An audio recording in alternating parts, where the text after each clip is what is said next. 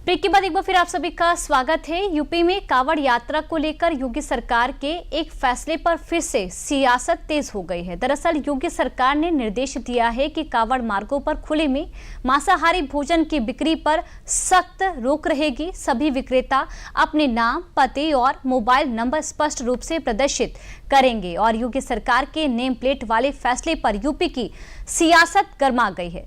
ये रिपोर्ट देख लीजिए। ये लोग असल में संस्कृति को, साझा विरासत को नष्ट करना चाहते हैं। भक्ति में सरोवर जो लोग आते हैं उनकी सेवा के अंदर सब लोग लगे रहते हैं। वो पूरा मुस्लिम बाहुल क्षेत्रों से गुजरते हैं। मुसलमान भी तमाम खड़े होकर के उनकी सेवा करने का काम करते हैं। इनको इससे भी परेशानी होती है। ये मोहब्बत का देश है, ये नफरत का देश नहीं है। जो देश के अंदर शांति नहीं चाहते, जो हिंदू मुसलमान करके यहाँ की आबादी को बांटना चाहते हैं। कांग्रेस पार्टी या समाजवादी पार्टी, नाम इन दोनों के अलग है परंतु कार्य एक है, हिंदू विरोध। सुप्रीम कोर्ट के दिए निर्देश का 100% पालन किया जाना चाहिए। कांवड़ यात्रा से पहले एक बार फिर से सियासी बयानबाजी जोर पकड़ती दिख रही है और बयानों के इस शोर के पीछे छिपे यूपी सरकार का कांवड़ यात्रा के दौरान खान-पान और दुकानदारों की पहचान को लेकर जारी हुआ आदेश है। 11 जुलाई से शुरू होने वाली कांवड़ यात्रा को लेकर यूपी सरकार पहले से ही सतर्क है। यूपी सरकार ने कांवड़ यात्रा मार्गों पर साफ सफाई और श्रद्धालुओं की आस्था की सुरक्षा को ध्यान में रखते हुए खाने पीने की चीजों में कथित मिलावट से बचने के लिए कुछ निर्देश जारी किए हैं और निर्देश में वो नेम प्लेट भी है जिसको लेकर ये सारा विवाद है। कांवड़ मार्गों पर खुले में मांसाहारी भोजन की बिक्री पर सख्त रोक रहेगी। सभी विक्रेता अपनी दुकान पर नाम, पता और मोबाइल नंबर स्पष्ट रूप से प्रदर्शित करेंगे। जुलूस के मार्गों पर प्रतिबंधित जानवरों का प्रवेश रोका जाएगा। खाद्य वस्तुओं की कीमतें तय की जाएंगी ताकि श्रद्धालुओं से मनमानी वसूली न हो। कांवड़ यात्रा की शुरुआत को अभी भले ही एक हफ्ते से ज्यादा का वक्त बचा हो, लेकिन योगी सरकार की ओर से जारी इन निर्देश के बाद यूपी की सियासत में कांवड़ यात्रा से पहले नेम प्लेट को लेकर घमासान मच गया है। कांवड़ यात्रा के दौरान दुकानों पर नाम लिखने और मीट की दुकानों पर बैन लगाने को लेकर बहस छिड़ गई है। विपक्ष योगी सरकार के इस फैसले से नाराजगी जाहिर कर रहा है।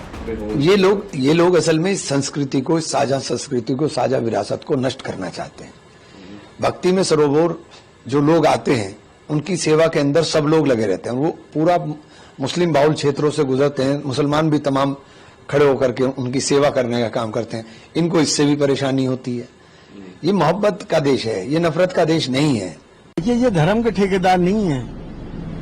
ये देश के दुश्मनों से मिले हुए लोग हैं जो देश के अंदर शांति नहीं चाहते, जो हिंदू मुसलमान करके यहाँ की आबादी को बांटना चाहते हैं। जो व्यवसाय में है उसको आप उसके लिए परमिशन, लाइसेंस देते हैं, लाइसेंस के हिसाब से दें, लेकिन ये दुकान पर ये नाम अपना बताना।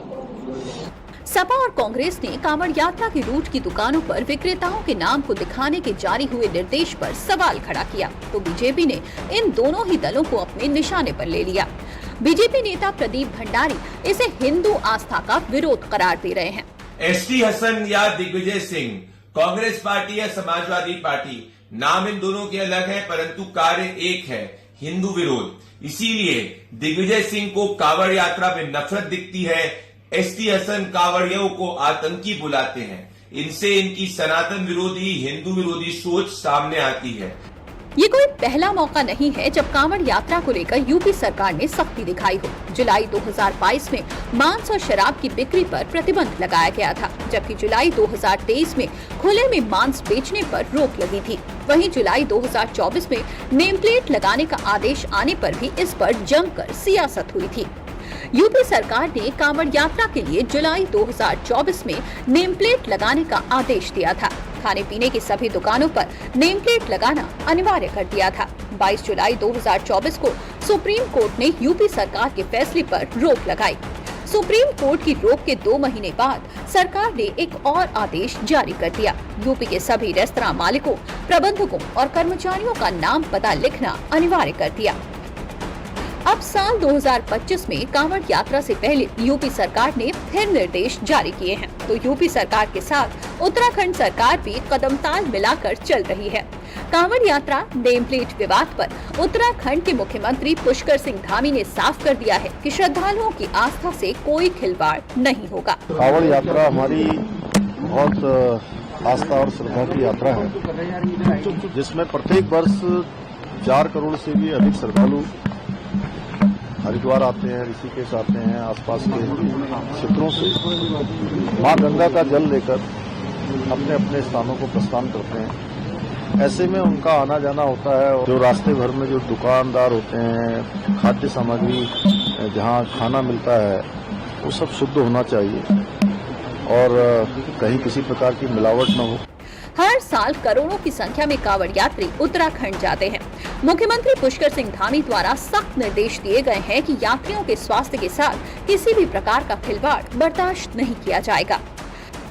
7 करोड़ से भी ज्यादा कांवड़ यात्रियों के आने की संभावना जताई जा रही है, तो इसी के दृष्टिगत माननीय मुख्यमंत्री जी द्वारा सख्त हिदायत दी गई है कि जितने भी यात्री हैं उनके स्वास्थ्य के साथ किसी भी प्रकार का खिलवाड़ जो है बर्दाश्त नहीं किया जाएगा और यात्रा रूट में जितने भी कमर्शियल एस्टैब्लिशमेंट्स हैं उनके लिए अनिवार्य होगा कि वो अपना लाइसेंस और रजिस्ट्रेशन के डिटेल्स एक प्रोमिनेंट जगह पे डिस्प्ले वो करेंगे। पिछले साल भी कांवड़ यात्रा में नेम प्लेट को लेकर खूब बवाल मचा था, जमकर सियासत हुई थी।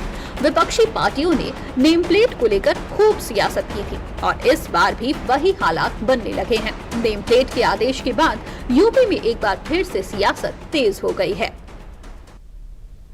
पश्चिम बंगाल के Calcutta law college gangrape case में ममता सरकार